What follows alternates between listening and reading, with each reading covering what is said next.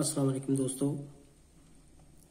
आज मैं नई वीडियो के साथ आपकी खिदमत में हाजिर हुआ। आज मैं कोरोना का फ्लोमीटर है मेरे पास IFC 090। उसकी डिटेल पैरामीटराइजेशन एंड कॉन्फ़िगरेशन कैसे की जाती है, कौन कौन सा पैरामीटर कहाँ कहाँ पे सेट किया जाता है, उसकी डिटेल के बारे में आपको बताने जा रहा हूँ। तो आइए वीडियो स्टार्ट करते हैं। पहले आप देख सकते हैं कि इसके ऊपर 3 बटन है, एक इसका शिफ्ट की, एक इंटर की और एक अप की। ये शिफ्ट की है, ये इंटर की है और ये अप की है। तो पैरामीटर में जाने के लिए सबसे पहले शिफ्ट की प्रेस करते हैं। तो ये पहला पैरामीटर मेरे पास आ गया जिसका कोड है 1.00 ऑपरेशन। इस ऑपरेशन पैरामीटर के अंदर जाने के लिए मैं शिफ्ट वाला बटन प्रेस करता हूँ। तो ये मेरे पास 1.01 पैरामीटर आ गया फुल स्केल का। फुल स्केल मीन जो इसका 4 to 20 मिली एम्पेयर के अगेंस्ट स्केल दिया हुआ है, जिसके अगेंस्ट ये 4 to 20 मिली एम्पेयर आउटपुट निकालेगा। इस वक्त मैंने सेट किया हुआ है 41.198 क्यूबिक मीटर पर आवर। तो इसके पैरामीटर यहाँ से आप चेंज भी कर सकते हैं। जैसे ये कर्सर अब ऊपर मूव हो गया, यहाँ से आप अपनी मर्जी के हिसाब से इसका फ्लो स्केल सेट कर सकते हैं अप डाउन बटन के साथ। जैसे अब मैं आपको करके दिखाता हूँ। ये 41 हुआ है, इसको मैं कर देता हूँ 40।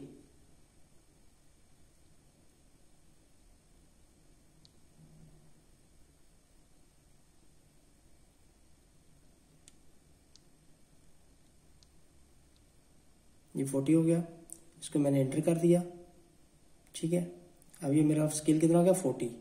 उसके बाद अगर यूनिट आपने चेंज करना है, ये यूनिट इस वक्त क्यूबिक मीटर पर आवर में हुआ है, इसको अगर आपने चेंज करना है तो यहाँ से ये लीटर पर सेकंड, USA गैलन पर मिनट, और ये इसके सारे पैरामीटर आ रहे हैं। और ये क्यूबिक मीटर पर आवर इस वक्त मैंने सेट किया। जो पैरामीटर आपने सेट करना है करके आपने एंटर कर देना है।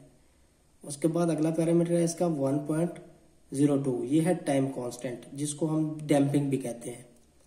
अच्छा, ये डैम्पिंग इस वक्त ऑल पे सेट हुआ है। इसमें आप इंडिपेंडेंटली सिर्फ 4 to 20 करंट के लिए भी इसको सिलेक्ट कर सकते हैं, और ऑल पे करेंगे तो ये इसके लोकल डिस्प्ले पे भी इफेक्टेड होगा, और इसकी जो आगे रिट्रांसमिशन आउटपुट है 4 to 20 मिली एम्पेयर, उस पर भी इफेक्टेड होगा। डैम्पिंग टाइम जो है, ये डैम्पिंग टाइम ऑल के लिए सिलेक्ट हुआ, आगे इसकी वैल्यू दी है, ये 2 सेकंड सिलेक्ट हुआ है। डैम्पिंग टाइम मतलब इस वक्त जो ऑल पे जब सिलेक्ट हो जाएगा तो ये लोकल डिस्प्ले पे भी इफेक्टेड होगा, और आगे जो हमारा करंट आउटपुट है 4 to 20 मिली एम्पेयर, उस पर भी इफेक्टेड होगा। तो ये इस वक्त 2 सेकंड सेट की हुई है। इसके बाद आगे आ जाता है 1.03 पैरामीटर। ये है low flow cut. Low flow cut के अंदर जाने के लिए शिफ्ट बटन मैंने प्रेस किया तो ये परसेंटेज में दिया हुआ है 1 से 2%। मतलब मैंने 40 क्यूबिक मीटर पर आवर इसकी रेंज सेट की हुई है, तो उसका 1 से 2% जितना बनता है, सपोज मेरा वो बनता है 0.5 क्यूबिक मीटर, तो वो मेरा लो फ्लो कट होगा। उसके बाद अगला पैरामीटर है इसका 1.04। ये डिस्प्ले की सेटिंग है। इस वक्त डिस्प्ले के अंदर मैं गया, डिस्प्ले पे ये मेरा unit cubic metre per hour select हुआ है। ये ऊपर वाला डिस्प्ले है। ठीक है, इसके 2 डिस्प्ले होते हैं, एक फ्लो रेट का और एक टोटलाइजर का। तो ये मैं cubic metre per hour select किया हुआ है। ये ऑटो का मतलब है ये decimal point automatically according to flow खुद सेट कर लेगा। मुझे अलहदा से डेसिमल देने की जरूरत नहीं है। अगर मैंने अलहदा से इसको डेसिमल देना है तो उसके लिए ये ऑटो को मैं आगे करूंगा तो ये डेसिमल की पोजीशन आ गई है। आप देख सकते हैं डेसिमल की ये पोजीशन है। उसके बाद आगे मैं करता जाऊंगा तो ये डेसिमल की पोजीशन चेंज कर रही है। मेरी डेसिमल की पोजीशन आगे शिफ्ट हो रही है। तो इसको ऑटो भी करते हैं आम रूटीन में। उसके बाद ये डिस्प्ले टोटल का है।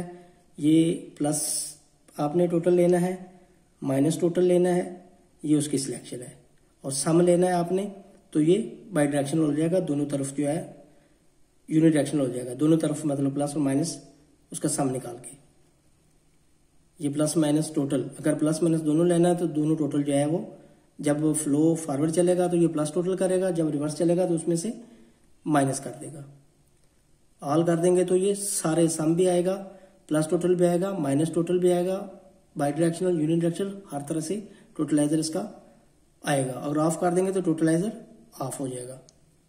तो नॉर्मली इसको हम प्लस टोटल पे रखते हैं। आगे ऐसे इसके ऊपर डेसिमल की सिलेक्शन है, जैसे मैंने फ्लो रेट की आपको बताई थी। इसमें भी ये डेसिमल की पोजीशन आप देख सकते हैं शिफ्ट हो रही है। जहां पे अगर आपने मैनुअल करनी है तो आप मैनुअल अपने हिसाब से भी डेसिमल की पोजीशन को सेट कर लेते हैं। तो बाय डिफॉल्ट इसको ऑटो पे ही रहने देते हैं। ये है तीसरा डिस्प्ले। अगर कोई फॉल्ट आए, कोई मैसेज आया, कोई वार्निंग आए तो वो डिस्प्ले करे या ना करे। मैंने इसको नो किया हो, अगर मैं इसको यस कर दूंगा तो इस पे जो एरर, जो फॉल्ट, जो वार्निंग आएगी वो मेन डिस्प्ले पे भी शो होती रहेगी। ये करंट का फंक्शन, करंट एक डायरेक्शन में, दो डायरेक्शन में। एक दो डायरेक्शन का मतलब ये होता है कि सिर्फ वन डायरेक्शन करूंगा तो ये जब फ्लो रेट प्लस में जाएगा तो उसके अगेंस्ट 4 to 20 मिलियन पर आउटपुट निकालेगा। अगर टू डायरेक्शन कर दूंगा तो ये प्लस पे, जब फ्लो रेट प्लस में जाएगा फिर भी 4 to 20 आउटपुट देता रहेगा, और जब माइनस में आएगा तो माइनस के अगेंस्ट भी 4 to 20 आउटपुट निकालता रहेगा। और ऑफ कर दूंगा तो ये करंट, इसकी आउटपुट ऑफ हो जाएगी। तो नॉर्मली हम इसको वन डायरेक्शन में रखते हैं, प्लस डायरेक्शन में। आगे ये इसकी रेंज आ गई करंट की। ये मिलियम्पेयर, इसको आप अपनी मर्जी से, इस वक्त मैंने 4 to 20 मिलियम्पेयर सिलेक्ट किया हुआ है। इसको आप 0 से 20 मिलियम्पेयर भी इसके आउटपुट सिलेक्ट कर सकते हैं। ये मैक्सिमम करंट जिसपे ये 22 मिलियम्पेयर है, और इस करंट पे जाके ये मुझे वार्निंग देगा। मतलब जब मेरा फ्लो रेट जो गिवन स्पैन है उससे ज्यादा फ्लो रेट जाएगा तो इसके मिलियम्पेयर मैक्सिमम 22 मिलियम्पेयर तक चले जाएंगे, और ये करंट का साथ में वार्निंग देना शुरू कर देगा, एरर देना शुरू कर देगा। ये उसकी सेटिंग है। ये है 1.06 पल्स।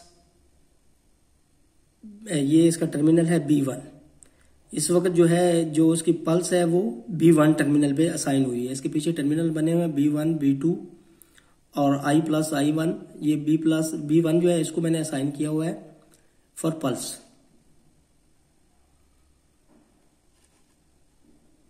और ये भी एक डायरेक्शन में ही है।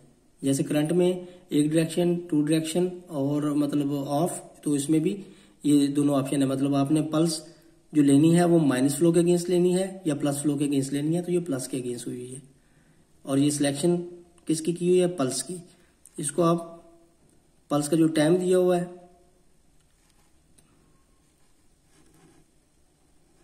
पल्स विड्थ है, तो ये पल्स के सारे पैरामीटर, पल्स की वैल्यू कि कितने में पल्स लेनी है, तो मैंने 1 पल्स पर आवर के हिसाब से इसको सिलेक्ट किया हुआ है। आगे इसका है स्टेटस का B2। ये इसकी बेसिकली डिजिटल आउटपुट है, रिलेज आउटपुट्स हैं। तो एक B1 वाली को मैंने पल्स के अगेंस्ट असाइन किया। पल्स के बाद पल्स की वैल्यू क्या देनी है, पल्स की विड्थ क्या रखनी है, उसका टाइम क्या है, वो सारी उसकी सेटिंग है पल्स की। ऐसे ही ये स्टेटस है। तो स्टेटस में जो आउटपुट है मुझे किसके अगेंस्ट लेनी है, ऑफ करनी है, ऑन करनी है। ये signal 1, signal pulse, signal current, trip point, मतलब ये काफी सारे ऑप्शन देता है कि आपने B2 जो है ये इसकी स्टेटस आउटपुट है, दूसरी आउटपुट है, उसको आप असाइन कर सकते हैं। तो मैंने वो यूज नहीं करनी, इसलिए मैंने इसको ऑफ रखा हुआ B2 वाली को। ठीक हो गया। ये 1 के सारे पैरामीटर हो गए ऑपरेशन के। अब उसके बाद अगला पैरामीटर है इसका इंस्टॉल का। इंस्टॉल के अंदर ये इंस्टॉल का पैरामीटर है इसका 3.0। अब 3.1 क्या है? लैंग्वेज की सेटिंग है। लैंग्वेज आप अपनी मर्जी से इस सेट कर सकते हैं। ये सारी लैंग्वेज इसके अंदर आ रही हैं, तो मैंने ये इसको USA इंग्लिश पे सिलेक्ट किया हुआ है।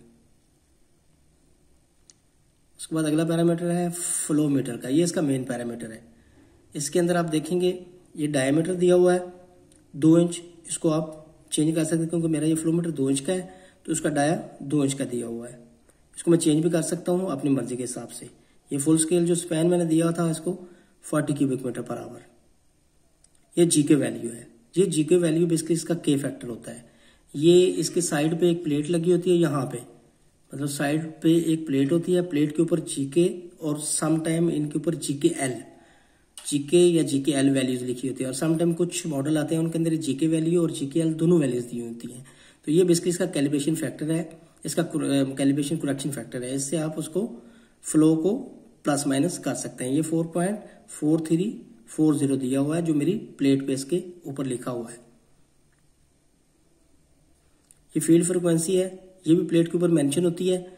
ये 1/2, 1/6, 1/8 ये मुख्तलिफ फ्लोमीटर के जो है उसकी प्लेट के ऊपर पंच होती है। तो जो प्लेट के ऊपर जैसे के फैक्टर लिखा होता है इसकी जो नेम प्लेट है, ऐसे ही इसके ऊपर ये फील्ड फ्रिक्वेंसी लिखी होती है। तो अकॉर्डिंग टू दैट आपने वो सिलेक्ट करनी है। ये फ्लो की डायरेक्शन है, ये प्लस डायरेक्शन में, इसके ऊपर एरो बना होता है। तो एरो के हिसाब से अगर आपका फ्लोमीटर गलत इंस्टॉल हो गया है तो इसको आप मतलब यहां से इसकी जो फ्लो की डायरेक्शन है प्लस या माइनस में वो आप चेंज कर सकते हैं। जैसे ये माइनस है और ये प्लस है।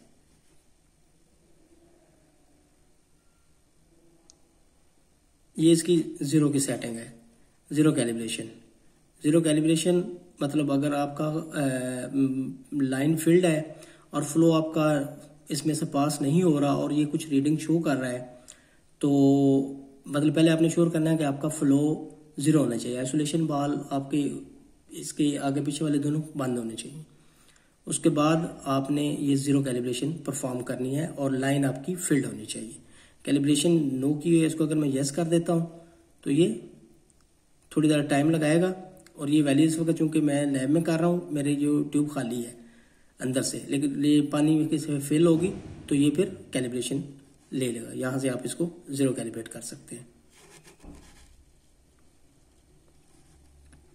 उसके बाद अगला पैरामीटर है एंट्री कोड का। एंट्री कोड का मतलब यहां से आप इसको अपना कोई भी पासवर्ड जो है वो लगा सकते हैं। अगर इसको मैं यस कर दूंगा तो इसके की स्ट्रोक होते हैं, इसके अंदर न्यूमेरिक वैल्यू आप जैसे मतलब मैं कहता हूं कि 1 2 3 4 या मतलब कुछ भी इस तरह का न्यूमेरिक वैल्यू या ABC अल्फाबेटिक्स कोई भी पासवर्ड लगा सकूं वो नहीं लगा सकता। अगर मैं इसको यस कर दूंगा तो फिर इसके की स्ट्रोक होते हैं। तो आपको की स्ट्रोक करके आपके पैरामीटर के अंदर जाना पड़ेगा। की स्ट्रोक करने का इसका पैटर्न ये होता है, अगर आपका समटाइम मतलब आप कोई भी फ्लोमीटर है ये वाला मॉडल, उस पर पासवर्ड लगा हुआ है, मतलब आप उसको प्रेस करते हैं वो पैरामीटर में नहीं जा रहा, तो इसका की कोड जो है उसमें आपने 2 टाइम फर्स्ट ऑफ ऑल ये प्रेस करना है, उसके बाद 2 टाइम आपने ये प्रेस करना है, फिर 2 टाइम आपने ये प्रेस करना है, तो ये पैरामीटर की एक्सेस दे देगा। पैरामीटर के अंदर जाने की एक्सेस ये इसकी मतलब की स्ट्रोक करने पड़ते हैं, मतलब 2 टाइम ये सीक्वेंस के साथ, उसके बाद फिर 2 टाइम ये, फिर 2 टाइम ये, तो ये पैरामीटर के अंदर चला जाएगा। ये यूजर यूनिट है, यहाँ पे आप मतलब अपनी मर्जी से भी कोई यूनिट टाइप करके ले सकते हैं। ये इसके एप्लीकेशन है। एप्लीकेशन में फ्लो कौन सी टाइप का आपसे ये पूछ रहा है, आपका स्टेडी फ्लो है या आपका पल्सेटिंग फ्लो है। पल्सेटिंग फ्लो में ये होता है कि आपका लीनियर फ्लो नहीं होता। फ्लो मतलब एक बार पल्स से गुजरी, उसके बाद फिर बंद होगी, फिर गुजरी, फिर बंद होगी, इसको पल्सेटिंग फ्लो कहते हैं। स्टेडी फ्लो का मतलब होता है कि आपका लेमिनर फ्लो है या लीनियर फ्लो है। तो ये 2 टाइप्स है, वो जिस एप्लीकेशन पे लगना है उसके हिसाब से इसकी वो सिलेक्शन करते हैं। ये इसके हार्डवेयर की है। हार्डवेयर में टर्मिनल 1 मैंने किसके अगेंस्ट असाइन करना है, जैसे टर्मिनल B1 जो है मैंने पल्स के अगेंस्ट किया हो तो उसको मैं चेंज भी कर सकता हूँ। मैं स्टेटस आउटपुट के अगेंस्ट भी कर सकता हूँ, मैं कंट्रोल इनपुट के अगेंस्ट भी असाइन कर सकता हूँ, लेकिन मैंने पल्स के अगेंस्ट उसको असाइन किया हुआ है।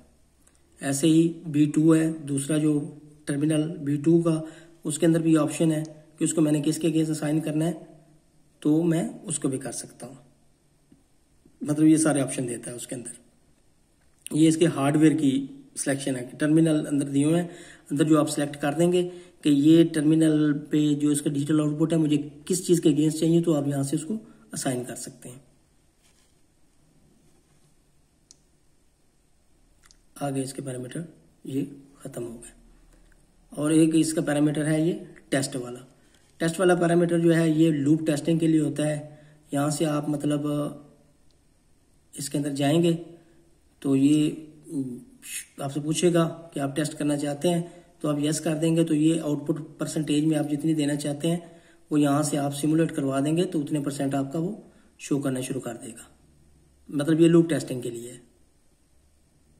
बस यही इसकी पूरी कॉन्फ़िगरेशन। अब जो जो पैरामीटर मैंने चेंज कर दिए, सबसे एंड पे मुझे वो उसके बारे में पूछ रहा है कि आप ये EEPROM में स्टोर करना चाहते हैं, तो मैं इसको यस कर देता हूँ। तो उम्मीद करता हूँ दोस्तों आपको ये मेरी वीडियो पसंद आएगी। ये इसके डिटेल्ड पैरामीटर की वीडियो है। ये क्रोने का मॉडल है IFC 090। बहुत शुक्रिया। उम्मीद करता हूँ कि आपको ये मेरी वीडियो जो है आपके लिए हेल्पफुल होगी।